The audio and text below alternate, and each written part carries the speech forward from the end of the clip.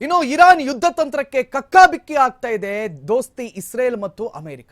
S, ಇದನ್ನು ಕೂಡ ನೀವು ಒಪ್ಪಲೇಬೇಕಾಗತ್ತೆ. ಯಾಕಂತ ಹೇಳಿದ್ರೆ ಆರಂಭದಲ್ಲಿ ಅಮೆರಿಕ ಎಣಿಸಿತ್ತು ಈ ಯುದ್ಧ ಏನು ನಡೆಯಲ್ಲ, ಇವ್ರ ಹತ್ರ ನಮ್ಮಷ್ಟ ಅಡ್ವಾನ್ಸ್ಡ್ ವೆಪನ್ಗಳಿಲ್ಲ, 1-2 ದಿನದಲ್ಲಿ ಇದು ಮುಗ್ದೋಗುತ್ತೆ ಅಂತ. ಬಟ್ ಹಂಗಾಗ್ತಾ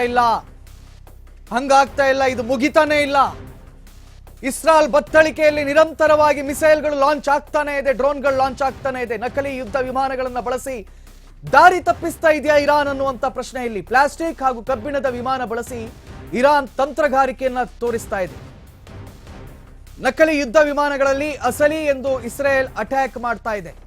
ಬಟ್ ಅದರಲ್ಲಿ ಏನೂ ಇಲ್ಲ. 16 ಕೋಟಿಯ ವಿಮಾನ ಬಳಸ್ತಾ ಇರುವಂತಹ ಅಮೆರಿಕ, ಇಸ್ರೇಲ್ ನಕಲಿ ಯುದ್ಧ ವಿಮಾನಗಳ ಮೂಲಕ ಇರಾನ್ ತಂತ್ರಗಾರಿಕೆಯನ್ನು ಕಂಡುಕೊಂಡಿದೆ. ನಾನು ಮೊನ್ನೆ ಕೂಡ ಎಕ್ಸ್ಪ್ಲೈನ್ ಮಾಡ್ತಾ ಹೋದೆ ನೋಡಿ. ಈ ರೀತಿಯಲ್ಲಿ ನಕಲಿ ಯುದ್ಧ ವಿಮಾನಗಳ ರೀತಿಯಲ್ಲಿ ಇವರು ಸೃಷ್ಟಿ ಮಾಡಿಬಿಟ್ಟು ಅಲ್ಲಲ್ಲಿ ನಿಲ್ಲಿಸ್ಬಿಡೋದು. ಅದನ್ನು ಹೊಡೆದಾಗಬೇಕಾದ್ರೆ ಇಸ್ರೇಲ್ಗಾಗಿರಲಿ ಅಮೆರಿಕಕ್ಕಾಗಿರಲಿ ಕೋಟ್ಯಾಂತರ ರೂಪಾಯಿಗಳ ಮಿಸೈಲ್ಗಳನ್ನು ಲಾಂಚ್ ಮಾಡಬೇಕಾಗತ್ತೆ. 36 ಕೋಟಿ ರೂಪಾಯಿಗಳ ಮಿಸೈಲ್ಗಳನ್ನು ಲಾಂಚ್ ಮಾಡಬೇಕಾಗತ್ತೆ. ಆರ್ಥಿಕವಾಗಿ ಸಂಪೂರ್ಣವಾಗಿ ಹೊಡೆತ. ಆದರೆ ಅಲ್ಲಿ ಬಂಕರ್ಗಳು ಇಲ್ಲ, ಮಣ್ಣಂಗಟ್ಟಿ ಏನೂ ಇರೋದಿಲ್ಲ. ಪ್ಲಾಸ್ಟಿಕ್ ಕವರ್ಗಳಿಗೆ ಗಾಳಿ ತುಂಬಿ ಇಟ್ಟಿರ್ತಾರಷ್ಟೇ. ನೋಡಿ, ನಾವು ವಿಜುವಲ್ಗಳಲ್ಲಿ ತೋರಿಸ್ತಾ ಇದ್ದೀವಿ. ಇದು ಒಂದು ರೀತಿ ಚಾಣಾಕ್ಷತನದ ಒಂದು ನಡೆ ಅಂತಾನೂ ಕೂಡ ಹೇಳ್ಬೋದು. ಇರಾನ್ ಈ ರೀತಿ ಕೆಲಸಗಳನ್ನು ಮಾಡ್ತಾ ಇದೆ. ಅವರೆಷ್ಟು ದಾಳಿ ಮಾಡ್ತಾರೋ ಮಾಡಿ. ಅಂದ್ರೆ ಇದ್ರ ಉದ್ದೇಶ ಏನಂದ್ರೆ ಸುಸ್ತು ಮಾಡೋದು.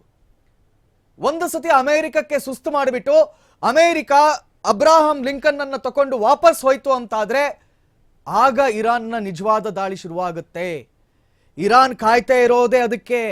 ಅಮೆರಿಕ ಸುಸ್ತಾಗಿ ದಾಳಿ ಮಾಡಿ ಮಾಡಿ ಮಾಡಿ ಸುಸ್ತಾಗಿ ಅವರು ವಾಪಸ್ ಹೋಗ್ಬೇಕು. ವಾಪಸ್ ಹೋದ ಕೂಡಲೇ ಅಕ್ಕಪಕ್ಕದ ರಾಷ್ಟ್ರಗಳೇನಿವೆ ಅವುಗಳ ಮೇಲೆ ತಾವು ದಾಳಿ ಶುರು ಮಾಡಬೇಕು ಅಂತ ಇರಾನ್ ಕಾದು ಕುಳಿತಿದೆ. ಕಕ್ಕಾಬಿಕ್ಕಿ ಆಗಿಬಿಟ್ಟಿದೆ. ನಾನು ಮೊನ್ನೆ ದಿನ ಎಕ್ಸ್ಪ್ಲೇನ್ ಮಾಡ್ತಾ ಇದ್ದೆ ನೋಡಿ. ಇರಾನ್ ಇವತ್ತು ಎಷ್ಟು ಚೀಪಾಗಿ ಅವರು ತಂತ್ರಜ್ಞಾನಗಳನ್ನು ಉಪಯೋಗಿಸ್ಕೊಳ್ತಿದೆ ಅಂತ ಹೇಳಿದ್ರೆ, ಅವ್ರದ್ದು ಒಂದೊಂದು ಮಿಸೈಲ್ ಇದೆಯಲ್ಲ, ಬ್ಯಾಲಿಸ್ಟಿಕ್ ಮಿಸೈಲು, ಕ್ರೂಸ್ ಮಿಸೈಲು, ಕೇವಲ 18 ಲಕ್ಷ ರೂಪಾಯಿ ಖರ್ಚಾಗುತ್ತೆ. 18 ಲಕ್ಷ ರೂಪಾಯಿ ಖರ್ಚಾಗುವಂಥದ್ದು ಇವ್ರ ಹತ್ರ ಸಾವಿರಾರು ಇದೆ ಅಂತ ಮಿಸೈಲ್ಗಳು. ಅಂಥದ್ದು ಒಂದು 10 ಮಿಸೈಲ್ಗಳು ಇಸ್ರೇಲ್ಗೆ ಹಾರಿಸಿದ್ರು ಅಂತ ಎಣಿಸ್ಕೊಳ್ಳಿ.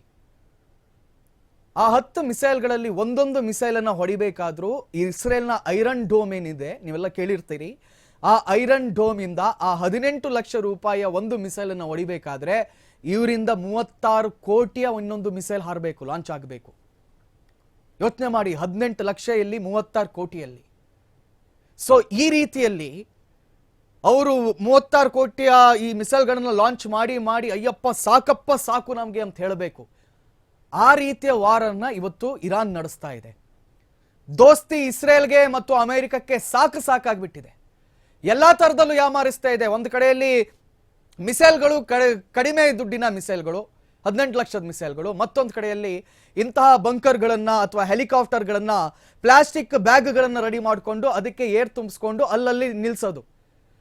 ಸೊ USA ಮತ್ತೆ ಇಸ್ರೇಲ್ ಏನಂತ ಎಣಿಸ್ಕೊಳ್ಳುತ್ತೆ, ಅವರ ಯುದ್ಧ ವಿಮಾನಗಳು ಏನು ಆಕಾಶದಲ್ಲಿ ಹಾರಾಡ್ತಾ ಇದೆ ನೋಡಿ, ಅವ್ರು ಏನಂತ ಎಣಿಸ್ಕೊಳ್ತಾರೆ, ಓ ಇಲ್ಲೊಂದು ಬಂಕರ್ ಇದೆ, ಇಲ್ಲೊಂದು ಯಾವುದೋ ಒಂದು ಫೈಟರ್ ಜೆಟ್ ಇದೆ, ಇದನ್ನ ನಾವು ಹೊಡಿಬೇಕು ಅಂತ ಹೇಳಿ ಕೋಟ್ಯಾಂತರ ರೂಪಾಯಿ ಖರ್ಚು ಮಾಡಿಕೊಂಡು ಅದ್ರ ಮೇಲೆ ದಾಳಿ ಮಾಡುತ್ತೆ.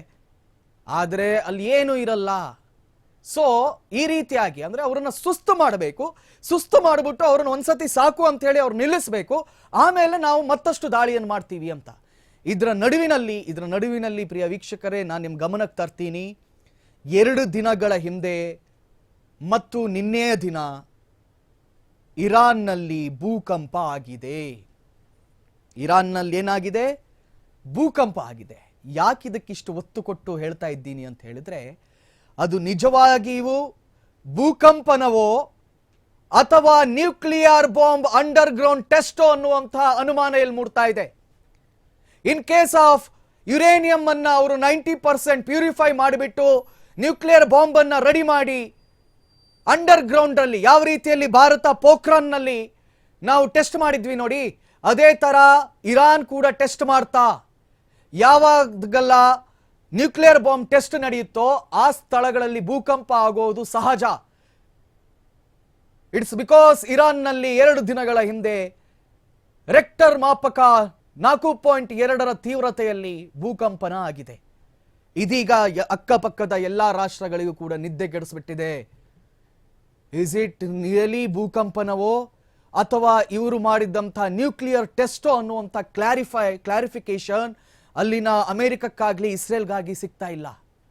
ಇದು ಇನ್ನೊಂದು ಗಮನಿಸಬೇಕಾಗಿರುವಂಥ ವಿಚಾರ. ಇನ್ ಕೇಸ್ ಆಫ್ ಅವರು ನ್ಯೂಕ್ಲಿಯರ್ ಬಾಂಬನ್ನು ರೆಡಿ ಮಾಡಿದ್ರು ಅಂತಾದರೆ, ಪ್ರಿಯ ವೀಕ್ಷಕರೇ, ಆ ನ್ಯೂಕ್ಲಿಯರ್ ಬಾಂಬ್ ಇರಾನ್ನ ಟೆಹರಾನ್ನಿಂದ ಇಸ್ರೇಲ್ಗೆ ತಲುಪೋಕೆ ಖಾಲಿ 8 ನಿಮಿಷಗಳು ಸಾಕು. ಅಂದ್ರೆ ನ್ಯೂಕ್ಲಿಯರ್ ಬಾಂಬ್ ರೆಡಿ ಮಾಡಿದ 8 ನಿಮಿಷದಲ್ಲಿ ಇಸ್ರೇಲ್ ಭೂಪಟದಲ್ಲಿರಲ್ಲ. ಇಸ್ರೇಲ್ನ ಎಲ್ಲಾ ಜನತೆಗಳು ಕೂಡ ಯಾವ ರೀತಿಯಲ್ಲಿ ನಾಗಸಕಿ ಹಿರೋಶಿಮಾದಲ್ಲಿ ಬಾಂಬ್ ದಾಳಿಯನ್ನು ಅಮೆರಿಕ ನಡೆಸ್ತೋ ನ್ಯೂಕ್ಲಿಯರ್ ಬಾಂಬನ್ನು, ಅದೇ ಪರಿಸ್ಥಿತಿಗೆ ಇಸ್ರೇಲ್ ಹೋಗುವ ಎಲ್ಲ ಸಾಧ್ಯತೆಗಳಿವೆ. ಆ್ಯಂಡ್ ಮೊದಲನೇ 8 ನಿಮಿಷದಲ್ಲಿ ಅದು ಯಾವ ರೀತಿ ಇಸ್ರೇಲಿಗೆ ತಲುಪುತ್ತೋ, ಅದಾದ ಅರ್ಧ ಗಂಟೆಯಲ್ಲಿ ಅಮೆರಿಕಕ್ಕೆ ತಲುಪಿದ್ರೂ ಅಚ್ಚರಿ ಇಲ್ಲ. This is what happening in ಮಧ್ಯಪ್ರಾಚ್ಯ.